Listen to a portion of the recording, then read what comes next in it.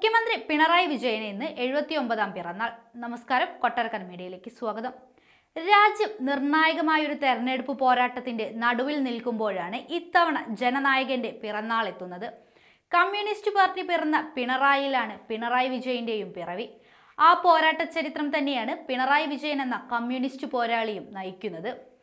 ഒരു ചെത്തുതൊഴിലാളി കുടുംബത്തിൽ ജനിച്ച് നെയ്ത്തു തൊഴിലാളിയായി വളർന്ന പിണറായി തൊഴിലാളി വർഗ നായകനായത് പണിയെടുക്കുന്നവരുടെ ജീവിതവും വേദനയും ആഴത്തിൽ അറിയുന്നത് കൊണ്ടാണ്. ആധുനിക കേരളം രൂപപ്പെട്ട 6 പതിറ്റാണ്ട് കാലത്തെ രാഷ്ട്രീയ പോരാട്ട ജീവിതമാണിത്. 1964 CPIM രൂപം കൊണ്ട വർഷമാണ് പിണറായി പാർട്ടി അംഗമാകുന്നത്. കോളേജിൽ ബിരുദ വിദ്യാർത്ഥിയായിരിക്കുമ്പോഴാണ് KSFന്റെ കണ്ണൂർ ജില്ലാ സെക്രട്ടറിയായി വിപ്ലവ വിദ്യാർത്ഥി രാഷ്ട്രീയത്തെ നയിച്ചത്. 70കളുടെ ആദ്യം തലശ്ശേരിയിൽ വർഗീയ സംഘർഷം കത്തിപ്പടരുന്നത് തടയാൻ പാർട്ടി സെക്രട്ടറി CH കണാരൻ തലശ്ശേരിയിലേക്ക് അയച്ചത് പിണറായിയെയാണ്. മാറാട് കലാപകാലത്തെ വർഗീയവാദികളുടെ ഒരു ഭീഷണിയിലും കുലുങ്ങാതെ അവിടം സന്ദർശിച്ച ഏക രാഷ്ട്രീയ നേതാവ് പിണറായിയാണ്. അതിന്റെ തുടർച്ചയാണ് ഇന്നും മതനിരപേക്ഷത സംരക്ഷിക്കാനുള്ള പിണറായിയുടെ വിട്ടുവീഴ്ചയില്ലാത്ത പോരാട്ടങ്ങൾ.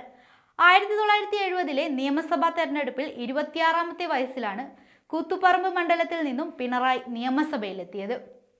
91 വീണ്ടും കൂത്തുപറമ്പ് മണ്ഡലത്തിൽ നിന്നും 96 പയ്യന്നൂരിൽ നിന്നും നിയമസഭയിലേക്ക് തെരഞ്ഞെടുക്കപ്പെട്ടു.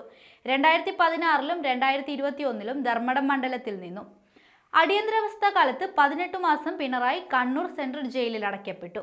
പാർട്ടിയുടെ കണ്ണൂർ ജില്ലാ സെക്രട്ടറി സ്ഥാനത്ത് നിന്ന് പടിപടിയായി പാർട്ടി സംസ്ഥാന സെക്രട്ടറിയായും പൊളിറ്റ് ബ്യൂറോ അംഗവുമായി.